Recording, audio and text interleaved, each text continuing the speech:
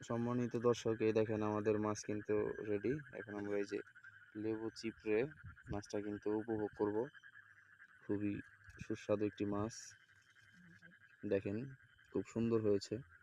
এদের একটা আনন্দ আছে কিন্তু এদিকে আমরা এই দেখেন আমাদের ভাইস্তা মিঠু, প্রচুর গরমের মধ্যে আমরা এখানে রয়েছি। এই যে আমাদের ভাইস্তা তুহিন, ভাইস্তা রিফাত, এই যে মান্না ভাই, আমাদের এইদিকে এই যে আমি এবং আমাদের এই যে কাকা বাবুল মিয়া, সে লাজুক টাইপের শরম পায়, এর জন্য ক্যামেরায় আসলো না।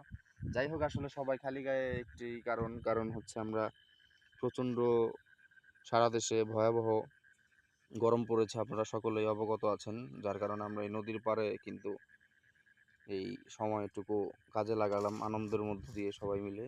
এই যে মাছ আমরা এখন খাবো এগুলো। সবাই ভালো থাকবেন, সুস্থ থাকবেন।